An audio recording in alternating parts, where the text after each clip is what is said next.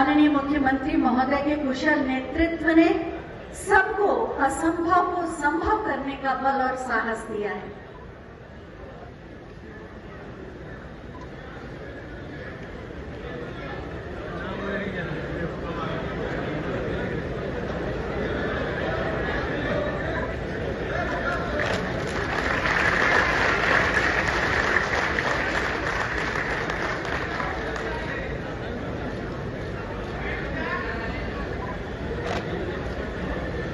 इनके एक शिथिल कदमों में ये घर एक नई ताकत देगा और अब शिखा अग्रवाल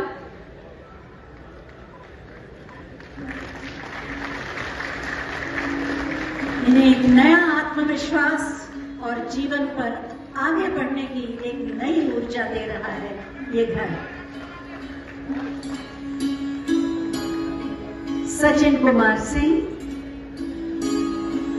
ये सारे लोग जब मैं इनसे बात कर रही थी भावुक हो रहे थे, गला रूंध रहा था।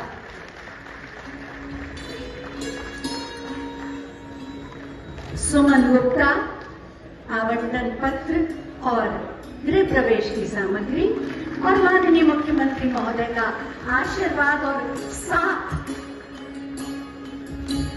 अविनाश कुमार,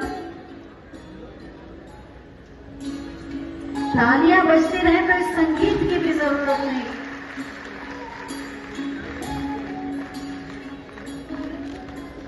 शिवकांत कश्यप,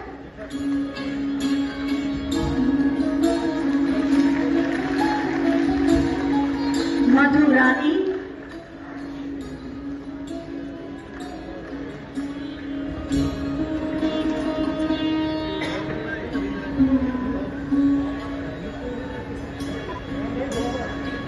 इतनी आत्मीयता और सम्मान के साथ सभी को ये घर प्रदान कर रहे हैं माननीय मुख्यमंत्री जी। अशोक कुमार,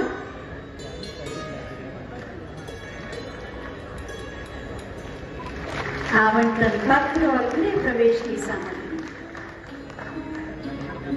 और पूजा चौधरी। जोरदार तालियां और 72 लोगों के लिए जिनके जीवन में एक विकास का, सम्मान का एक नया अध्याय खोल रहा है, उनका अपना घर।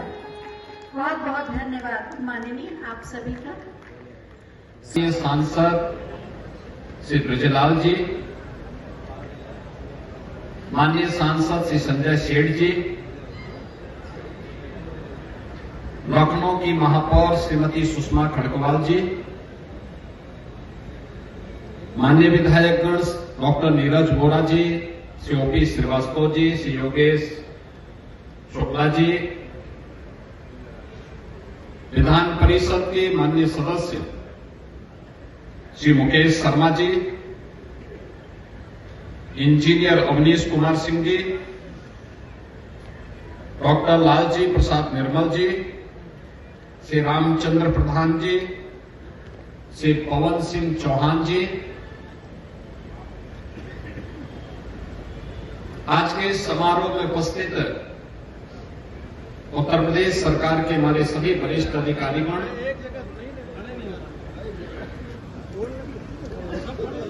आवास विभाग, लखनऊ विकास प्राधिकरण से जुड़े हुए सभी अन्य वरिष्ठ अधिकारीगण, सम्मानित अतिथिगण और उपस्थित बहनों और भाइयों, आज कार्तिक पूर्णिमा का पावन पर्व है और इस पर्व पर मुझे लखनऊ में इन जरूरतमंदों को प्रधानमंत्री मोदी जी के विजन के अनुरूप एक एक आवास उपलब्ध करवाने का सौभाग्य प्राप्त हो रहा है।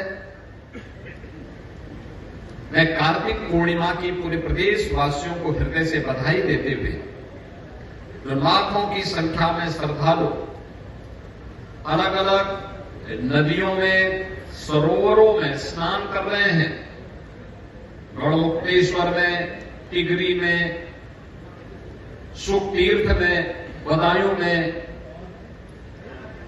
प्रयागराज में, काशी, अयोध्या और अन्य सभी पवित्र नदियों में लाखों की संख्या में श्रद्धालु आज स्नान करके पुण्य का भागीदार बन रहा है।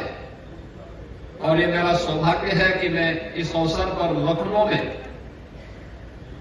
एक कुख्यात माफिया से खाली कराई गई भूमि पर इन लाभार्थियों को आवास आवंटन के कार्यक्रम के साथ जुड़ रहा हूं। मैं प्रदेशवासियों को कार्तिक पूर्णिमा की और आवास प्राप्त करने वाले सभी उत्तर प्रदेश के नागरिकों को हृदय से बधाई देता हूं, अपनी शुभकामनाएं देता हूं।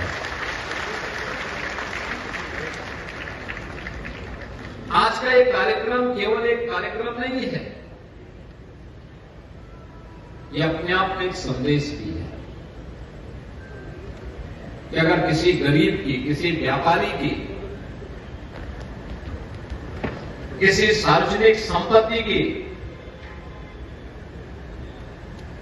और किसी सरकारी भूमि पर किसी माफिया ने, किसी अपराधी ने कब्जा किया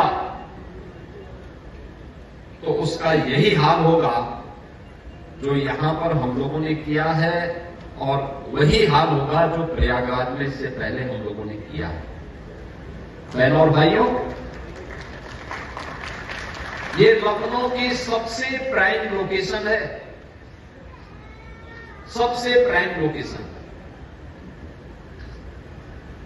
एक आवास जिसे एलडीए ने 10,70,000 में उपलब्ध करवाया है, अगर मार्केट रेट के हिसाब से इसको देखा जाए तो कम से कम 1 करोड़ में पड़ती यहां पर। लेकिन रियायत करते हुए मेरी इच्छा थी कि जब माफिया से खाली करवाएंगे तो माफिया से खाली कराने के बाद हम इस लैंड पर गरीबों का आशियाना बनाएंगे, क्योंकि माफिया से खाली होगी तो गरीब का आशियाना ही उसमें बनना चाहिए।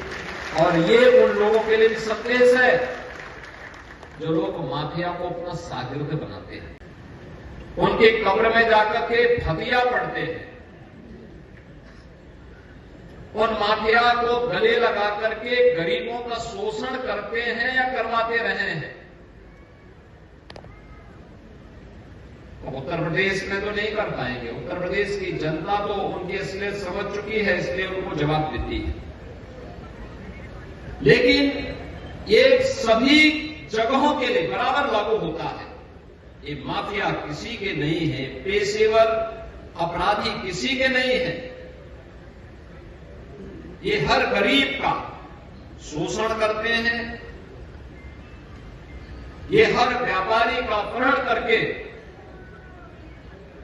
प्रॉपर्टी बनाते हैं और सामान्य नागरिकों के लिए, बहन और बेटियों की सुरक्षा के लिए इनके गुंडे, इनके गुर्गे हमेशा खतरा पैदा करते रहे हैं। और इसीलिए जब 2017 में आदरणीय प्रधानमंत्री जी ने मुझे उत्तर प्रदेश में सेवा का अवसर दिया तो हमने पहले दिन ही तय किया था कि उत्तर प्रदेश की जो छवि है इसको बदलना है। उत्तर प्रदेश के बारे में जो नकारात्मक छवि देश और दुनिया में है इसको हमें बदलना होगा। और इसके लिए अपराध और अपराधियों के प्रति, माफिया और माफिया प्रवृत्ति की किसी भी प्रकार के कृत्यों के प्रति हमें जीरो टॉलरेंस की नीति के तहत कार्य करना होगा। और आपने देखा होगा पिछले 8.5 वर्ष में बिना रुके, बिना टिके, बिना झुके अनवरत रूप से एक कार्रवाई चली है। और मैं उन लोगों से जो अब भी इन माफियाओं के साथ सहानुभूति रखते हैं उन सबसे कहूंगा कि वे अपने पैरों पर कुल्हाड़ी मार रहे हैं, अपने संगठन, अपनी संस्थाओं की पूर्ण क्षति कर रहे हैं। याद करिए, ये वही माफिया हैं जो माफिया भारत के संविधान का अपमान करते थे, कानून की धज्जियां उड़ाते थे। इनके लिए अधिकारी का कोई मतलब नहीं, इनके लिए अपराध मायने रखता था और अपने अपराध से छाती ठोक करके ये उस समय की सरकारों को झुकाया करते थे। और उस समय के सत्ताधारी दल भी इनके सामने नतमस्तक होकर के घुटना टेकने के लिए इन अपराधियों के सामने किस प्रकार से गिड़गिड़ाया करते थे आपने देखा होगा। लगातार पूरे प्रदेश के अंदर, पूरा पश्चिम, कहीं भी आप जाइए, मध्य में, बुंदेलखंड में, हर जगह ये माफिया हावी थे।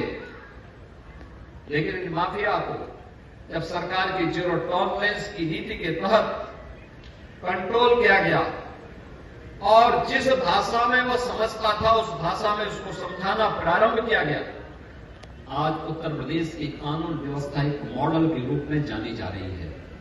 और मुझे अच्छा लगता है जब एक गरीब आवास बना के रहता है। प्रधानमंत्री मोदी जी की अनुकंपा से अब तक हम प्रदेश के अंदर 60 लाख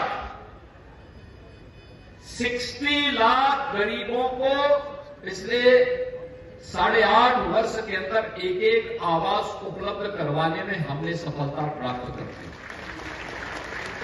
60 लाख गरीबों की सिर को ढकने के लिए प्रधानमंत्री आवास योजना, मुख्यमंत्री आवास योजना और माफिया से मुक्त कराई गई भूमि पर इस प्रकार की आवासीय योजना के माध्यम से 60 लाख से अधिक गरीबों को एक आवास उपलब्ध कराया जा चुका है। बहनों और भाइयों, यहां पर आवास तो बने, 72 आवेदन किया था 8,000 लोगों ने। जो योग्य पाए गए उनमें से 5,700 लोग ऐसे थे जो योग्य हैं, एलिजिबल है। और मैंने एनडीए को भी आवास विकास से भी कहा है कि नहीं देखो, इन लोगों को स्कीम निकालिए, सस्ते में आवास दीजिए जरूरतमंदों को, उसके जीवन में भी खुशहाली आए, उसके चेहरे पर भी खुशहाली आए। जो पैसा ये माफिया, ये गुंडे लूट करके लेके जाते थे, उस पैसे को जब्त करके इन गरीबों में बांटने की कार्रवाई करे। और आज उसी का परिणाम है, आपने देखा होगा यहां पर हमको देख के भौचक थे। कन्नौजिया बेचारा वहां पे बोलने के लिए आया और उसने ऐसी शेरो शायरी की कि मैं तो वो एक बार मुझे सोच में पढ़ना पड़ा कि खन्ना जी को लगता है भेद कर देगा। एक गरीब के भी मन में तमन्ना होती है कि उसके पास भी हो,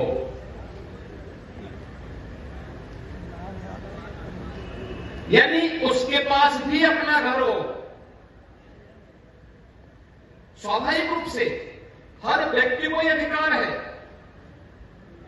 और तभी तो बता पाएगा अपने नातेदार, रिश्तेदारों को, परिवार के लोगों को कि हां, मैंने अपनी कमाई से ये खरीदा है और मुझे प्रसन्नता है। ये इसलिए मैंने कहा प्राइम लोकेशन है क्योंकि डीजीपी का आवास इसके ठीक सामने है। और आप सोचो कैसे आवास थे, कैसे यहां पर डीजीपी आवास के ठीक सामने समाजवादी पार्टी की सरकार के समय एक माफिया भूमि पर, सरकारी भूमि पर कब्जा करके अपनी आलीशान कोठी खड़ी कर देता है।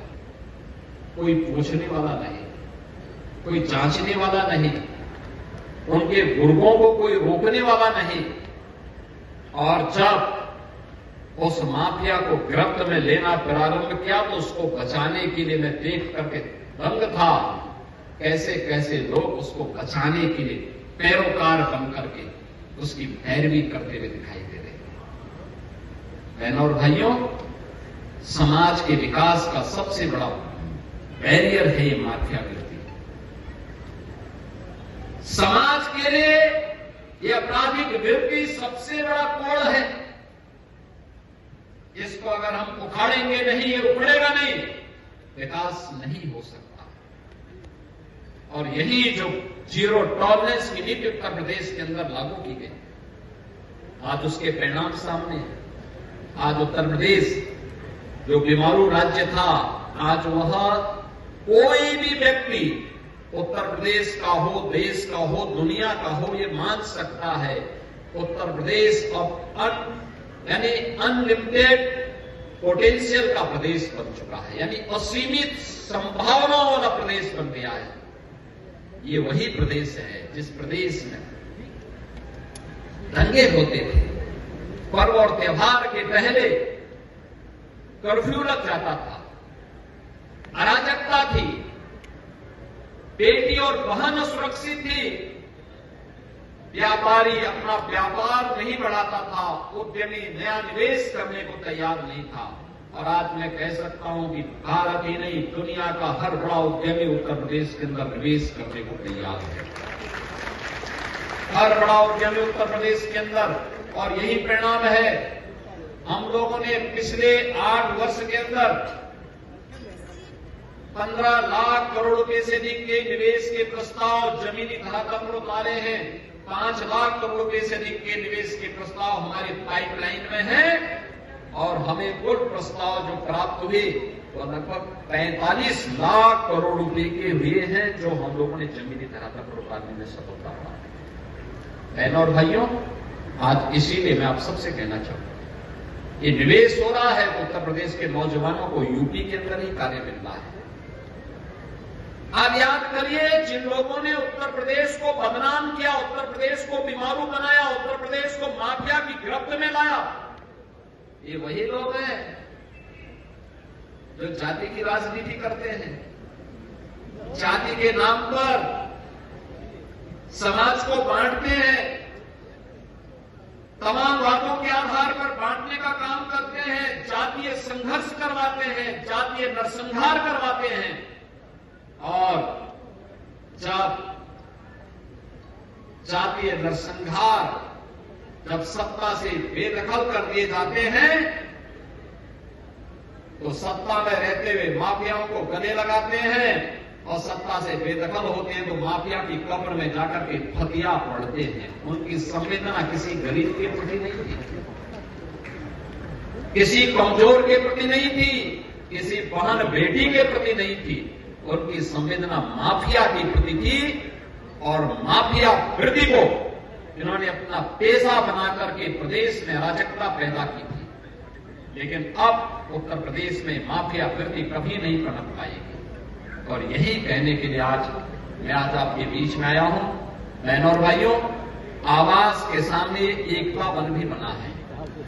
लोग सरदार वल्लभ भाई पटेल की 150वीं जयंती के अवसर पर भारत माता के इस महान सपूत को इससे बड़ी श्रद्धांजलि और क्या हो सकती है कि हम उनको स्मरण कर रहे हैं, गरीबों को आवास उपलब्ध करा रहे हैं, और एकता वन को लोग सरदार वल्लभ भाई पटेल को समर्पित कर रहे हैं।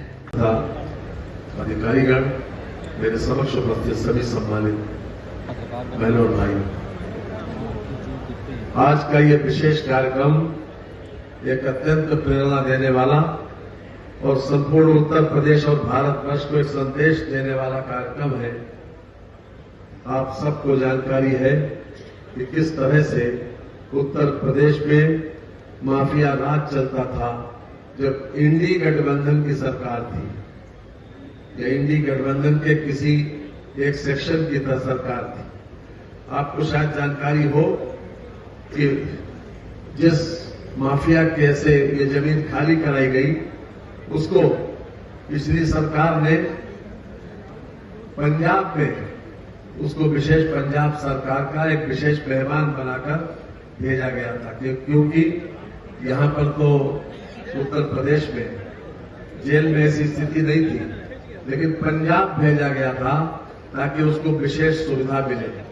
लेकिन जब माननीय योगी जी की सरकार आई तो रोपड़ जेल से उनको यहां बुलाया गया, और उस पर जिस प्रकार से यहां पर शिकंजा कसा गया वो सभी को आपको जानकारी है।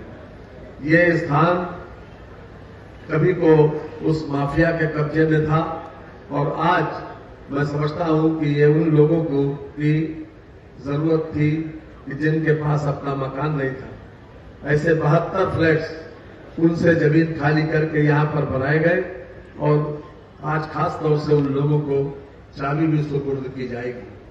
बहनों और भाइयों, जो उत्तर प्रदेश में हमारे मुख्यमंत्री जब से आए हैं तब से शहरीकरण में बहुत बड़ा एक परिवर्तन देखने को मिला है। प्रधानमंत्री आवास हो या फिर हमारे इलाज की व्यवस्था हो, अगर 60% पैसा भारत सरकार का है तो 40% पैसा उत्तर प्रदेश सरकार का है। आज 56 लाख से ज्यादा मकान आज उत्तर प्रदेश में दिए जा चुके हैं। 3 हमारे कारपोरेशन बनाए गए, नगर निगम बनाए गए, मथुरा, अयोध्या और बनाई गई। 123 लोकल यूनिट्स का विस्तार किया गया और हर तरह से इस प्रदेश को एक ऐसा डेवलप्ड प्रदेश बनाने का जो संकल्प था, आज मैं समझता हूं कि उस ओर ये विचार लगातार चल रहा है। और उसी क्रम में चाहे वो एक्सप्रेसवे हो, क्योंकि डेवलपमेंट के लिए कम्युनिकेशन सिस्टम और ट्रांसपोर्टेशन सिस्टम बहुत जरूरी है, इसलिए ट्रांसपोर्टेशन सिस्टम के लिए हमारे 6 एक्सप्रेसवे संचालित हैं और बाकी 7 एक्सप्रेसवे पाइपलाइन में। इसके साथ ही एयरपोर्ट्स के बारे में 16 एयरपोर्ट्स उत्तर प्रदेश में हैं, जिसमें से 5 इंटरनेशनल एयरपोर्ट और 11 डोमेस्टिक एयरपोर्ट। ये सब कुछ प्रदेश की सीरत और सूरत बदलने का काम पिछले 8.5 वर्ष में हुआ। और ये तभी हुआ जब आप लोग यहाँ पर जितने लोग बैठे हैं, उन लोगों ने भारतीय जनता पार्टी और एनडीए की सरकार पर विश्वास करके उनको समर्थन दिया। बहनों और भाइयों, आज उत्तर प्रदेश में बड़े पैमाने पर एक्सपोर्ट हो रहा है।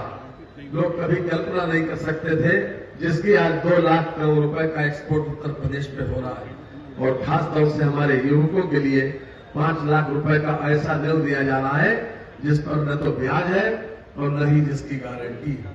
बहनों और भाइयों, मैं विशेष रूप से कहना चाहता हूं कि कानून और व्यवस्था को ठीक करके आज उत्तर प्रदेश ने विकास की जो रास्ता पकड़ा है, तो दूसरे डेवलप्ड प्रदेश भी आज उत्तर प्रदेश को एक रोल मॉडल मानकर इसका अनुकरण कर रहे हैं। अगर आप ये वीडियो YouTube पर देख रहे हैं तो हमारे चैनल को सब्सक्राइब करें और बेल आइकन को दबाना ना भूलें। अगर आप Facebook पर ये वीडियो देख रहे हैं तो हमारे पेज को लाइक करें।